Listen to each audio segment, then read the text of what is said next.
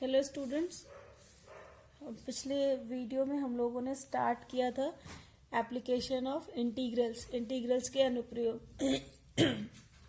समाकलनों के अनुप्रयोग। और उसमें हमने कहा था कि दो टाइप के अनुप्रयोग हमें पढ़ना है। पहला कर्व और स्ट्रेट लाइन से घिरे हुए क्षेत्र का क्षेत्रफल।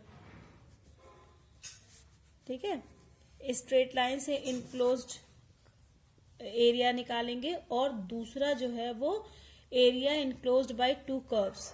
Area enclosed by two curves. ठीक है, ये दो पढ़ना है। तो आज हम पहले स्टार्ट करेंगे area enclosed by a curve and a straight line. एक क्वेश्चन साइड बुक से लेते हैं कि एक स्ट्रेट लाइन है y is equal to 2x। इस एक्सरसाइज को करने से पहले जितने भी कर्व के आप इक्वेशंस, कर्व के बारे में आपने फर्स्ट ईयर तक पढ़ा है, उन सभी कर्व्स के स्टैंडर्ड इक्वेशंस आपको आने चाहिए। ठीक है, जैसे एलिप्स का इक्वेशन क्या होता है, पैराबोला का इक्वेशन क्या होता है, किसी सर्कल का इक्वेशन क्या होता है, स्ट्रेट लाइन अगर y इक्वल टू एक्स या y equal to m x के फॉर्म में है तो वो लाइन कैसे होकर जाएगी। आधा काम तो आपका कोऑर्डिनेट प्लेन पर अपने कर्व को रिप्रेजेंट करने से ही हो जाता है। अगर कर्व सही बन गया, उसका रिप्रेजेंटेशन सही बन गया, तभी आप सही सही लिमिट निकाल पाएंगे और तभी आप उसका एरिया निकाल पाएंगे। तो एक स्ट्रेट लाइन दी गई है y इक्वल टू 2x और x एक्सिस और x इक्वल टू 2, इन तीनों से घिरे रीजन का हमें एरिया निकालना है। तो सबसे पहले तो एक कोऑर्डिनेट प्लेन बनाएंगे। फर्स्ट ईयर में हमने पढ़ा है कि y equal to m x type की जो लाइन होती है वो लाइन हमेशा ओरिजिन से होकर जाती है। ऐसी स्ट्रेट लाइन होती है जो हमेशा ओरिजिन से होकर जाती है। तो ये बन गया तुम्हारा first curve, first straight line, that is y is equal to 2x, line passing through the origin. ये तुम्हारा x एक्सिस है। ठीक है, और यहां से x इक्वल टू 2 लाइन होगा y एक्सिस के पैरेलल, है ना। x इक्वल टू है, y एक्सिस के पैरेलल होता है लाइन। तो ये लाइन इस तरह से होगी। यहाँ पे ये पॉइंट होगा 2, 0, ये लाइन हो जाएगी x इज इक्वल टू 2। ठीक, तो ये इन तीनों से, इस लाइन से और इस x एक्सिस से ये वाला एरिया है कवर्ड, मतलब इनक्लोज्ड। इस इनक्लोज्ड एरिया, इस फिगर का हमें एरिया निकालना है। तो ये एरिया, ये जो स्ट्रेट लाइन है, इसके नीचे से लेकर और y एक्सिस तक का एरिया है। यानी हम फंक्शन कौन सा लेंगे, y is equal to 2x, है ना। क्योंकि इस लाइन से, जिस लाइन से नीचे का एरिया है या जिस कर्व से नीचे का एरिया है, उसी का फंक्शन हम लेंगे। तो ये y इक्वल टू 2x के नीचे का है। कहां से कहां तक, x equal to 0 to x is equal to 2, है ना। तो y is equal to 2x और ये पॉइंट 20 होगा x एक्सिस पे। तो required area is equal to integral from 0 to 2 y dx। So it is equal to integral from 0 to 2, y की value है 2x dx। It is equal to 2 और x का integration होता है x square by 2, limit हो गई 0 to 2।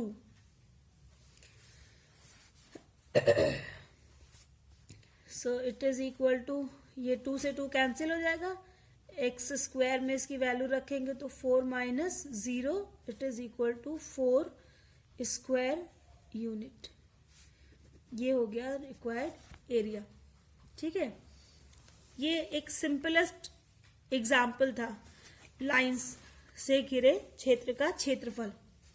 थोड़ा सा और इससे टिपिकल में जाते हैं। सेकेंड क्वेश्चन दिया हुआ है कि curve y equal to 4x x-1, x-2 और x एक्सिस, इससे घिरे क्षेत्र का क्षेत्रफल निकालना है। जो रेगुलर कर्व्स नहीं होते हैं, हम उनके सबसे पहले हम देखते हैं कि ये x एक्सिस पे ये जो कर्व बनेगा y equal to 4x into x minus 1 into x minus 2, कोई ना कोई कर्व तो बनाएगा ही, फंक्शन है। ये x एक्सिस को कहाँ कहाँ इंटरसेक्ट करता है, ठीक है। यहाँ पे 1 2 3x है, मतलब मल्टीप्लाई करेंगे तो x का क्यूब आएगा। x का क्यूब आने का मतलब है कि ये x एक्सिस को 3 पॉइंट्स पे इंटरसेक्ट करेगा, है ना, क्योंकि x की मैक्सिमम पावर 3 आ रही है। तो अगर x पॉइंट पर, x एक्सिस पर इंटरसेक्शन निकालना है तो सीधी सीधी कंडीशन क्या होती है कि पूरे x एक्सिस पर y इक्वल टू 0 होता है? तो कर्व ऑन x एक्सिस क्या होगा, y इज इक्वल टू 0। पूरे x एक्सिस पे y 0 होगा, यानी 4x into x minus 1 into x minus 2 is equal to 0। तो चूंकि 4 तो 0 नहीं है, since 4 is not equal to 0, therefore या तो x इक्वल टू 0 है, या तो x माइनस 1 इक्वल टू 0 है, या x माइनस 2 इक्वल टू 0 है, या फिर तीनों ही 0 है। तो it implies x equal to 0 और x minus 1 into equal to 0 अगर हुआ तो x इक्वल टू 1 हो जाएगा, और अगर ये कंडीशन है तो x इज इक्वल टू 2 हो जाएगा। यानी x एक्सिस को 0 पर, फिर 1 पर और फिर 2 पर इंटरसेक्ट करेगी, ठीक है। अब हम चेक करते हैं कि कैसे डिपेंड करेगा ये y इसकी वैल्यू पर। अगर x इक्वल टू 0 रख दें यहाँ पे तो y इक्वल टू भी 0 हो जाएगा, ठीक है, यहां हो गया। अब हम इस डिस्टेंस पे चलते हैं 0 से 1 के बीच में। अगर 0 से 1 के बीच में कहीं भी x का मान है तो ये तो x पॉजिटिव होगा, x माइनस 1 ये नेगेटिव होगा क्योंकि x की वैल्यू 1 से छोटी या x के बराबर तक है, और x माइनस 2 भी नेगेटिव हो जाएगा क्योंकि x की वैल्यू 2 से भी कम है। यानी ये प्लस होगा, ये ब्रैकेट माइनस हो जाएगा, ये ब्रैकेट माइनस हो जाएगा। तो इसका मतलब कि व्हेन x इज बिटवीन, मतलब x is less than equal to 1 जब तक है, तो ये कर्व y पॉजिटिव होगा। हाँ, मतलब ये कर्व कैसे जाएगा, ऊपर की ओर, इस तरफ जाएगा। अब 1 से 2 के बीच में चलते हैं। 1 से 2 मतलब यहां से यहां तक के बीच में। 1 से इधर यहां पे 2 है तो यहां से यहां तक की दूरी 2 हुई। जब हम इस यहां से यहां तक के बीच में रहेंगे तब क्या होगा, x की value now it is greater than 1, है ना। जब 1 से 2 के बीच में है तो ये तो पॉजिटिव होगा, लेकिन ये वाला ब्रैकेट क्या हो जाएगा, नेगेटिव हो जाएगा। ये वाला ब्रैकेट नेगेटिव, क्योंकि x की वैल्यू 2 से कम है, यानी उस कंडीशन में y नेगेटिव हो जाएगा, y की वैल्यू लेस देन 0 हो जाएगी। तो कर्व हमारा ऐसे नीचे आ जाएगा, ठीक है। तो ये बना कर्व। अब इससे घिरे क्षेत्र का क्षेत्रफल कौन सा होगा, ये वाला क्षेत्रफल। इसकी वैल्यू हमको निकालनी है। अब यहाँ पे देखो, यहाँ पे 2 कर्व है, एक ये यहां से यहां तक प्लस y और एक यहां से यहां तक माइनस y, है ना। लिमिट कितनी है, 0, यहां पर है 1 0 और यहां पर है 2 0, मतलब लिमिट 0 से 1 होगी y कर्व की और 1 से 2 होगी माइनस y कर्व की। तो therefore required area is equal to integration from 0 to 1 y dx plus integration from 1 to 2 minus y dx। अब वैल्यू रख दो, so a is equal to 0 to 1, y की वैल्यू है 4x into x minus 1 into x minus 2 dx plus into minus minus integration from 1 to 2 4x into x minus 1 into x minus 2 dx। ठीक है, I hope कि अब इसका integration आप कर लेंगे। इसको मल्टीप्लाई कर दीजिए सारे टर्म्स को एक साथ, यहाँ भी मल्टीप्लाई कर दीजिए और फिर इंटीग्रेशन करके उसकी वैल्यू निकाल लीजिए। वो जो एप्लीकेशन ऑफ इंटीग्रेशन में जो आपने इंटीग्रेशन पढ़ा है, सब एकदम इंटीग्रेशन वैसे ही करना है, बस आपको निकालना है। इसमें सबसे मेन काम क्या है, एक तो फिगर बनाना है आपको कि कर्व कैसे बन रहा है, एरिया इनक्लोज्ड कौन सा है। जब फिगर आप बना लेंगे तब आप उसकी लिमिट फाइंड आउट कर पाएंगे। ठीक है, और लिमिट फाइंड आउट करने के बाद मतलब कर्व फिगर बनेगा, फिर कर्व आपको फाइंड आउट हो जाएगा और कर्व फाइंड आउट होने के बाद उसकी आप लिमिट्स निकाल लेंगे कि कहां से कहां तक एरिया है। और इसके बाद आपको बिल्कुल वैसे ही करना है जैसे आपने इनडेफिनिट इंटीग्रल और डेफिनिट इंटीग्रल में सीखा हुआ है। एक्सरसाइज के क्वेश्चंस देखते हैं। एक्सरसाइज 8.1 पहला क्वेश्चन है कि कर्व दिया हुआ है y square is equal to x, तो ऑब्वियसली y स्क्वायर में है और x लीनियर, इसका मतलब ये पैराबोला है। इसको y square is equal to 4ax की तरह ट्रीट करेंगे, तो ये राइट साइडेड कर्व है।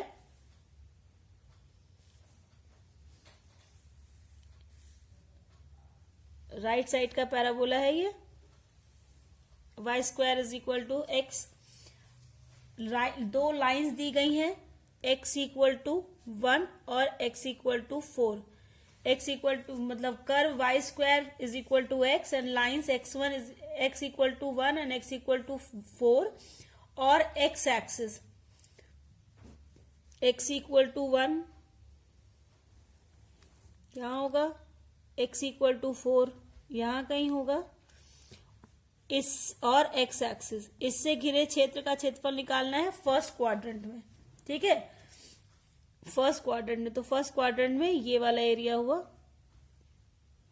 इस एरिया को आपको निकालना है।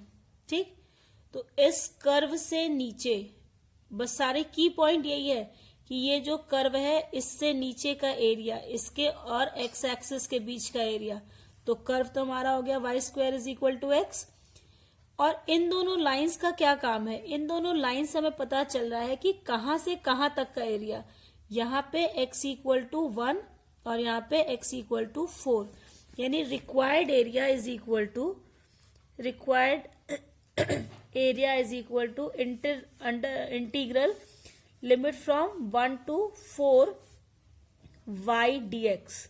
सो it is equal to from 1 to 4 y की वैल्यू कितनी है, अंडर रूट एक्स dx, है ना, under root x dx।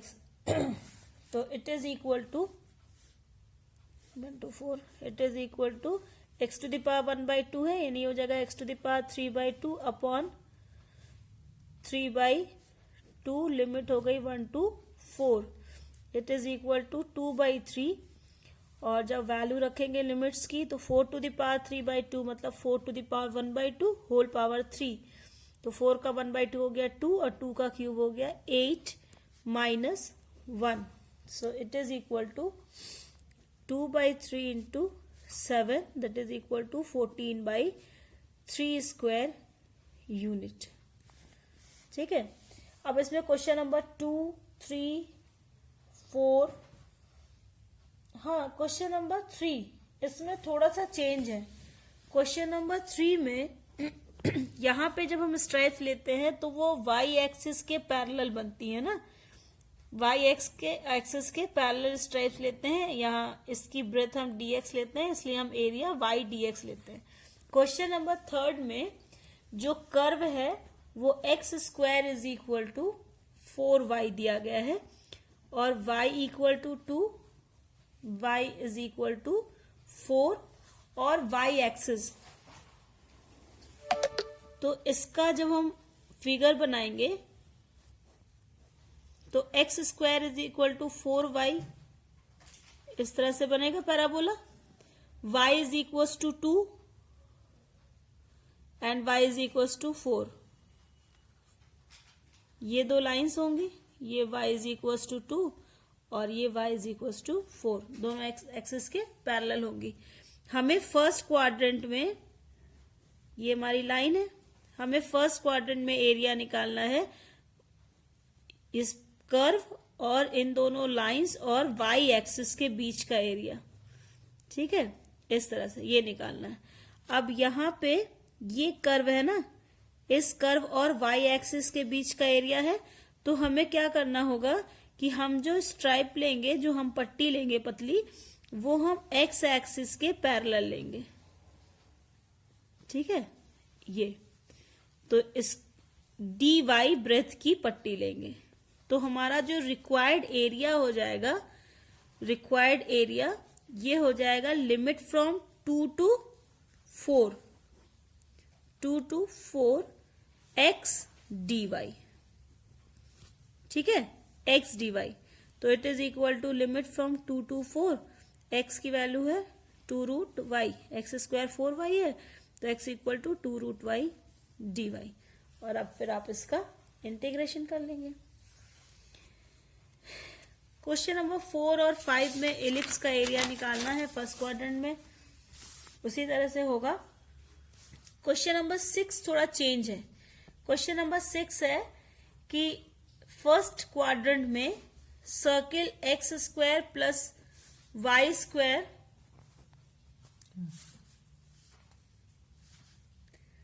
Is equal to 4 और line x equal to root 3y, इससे और x एक्सिस, इन तीनों से घिरे क्षेत्र का क्षेत्रफल निकालना है।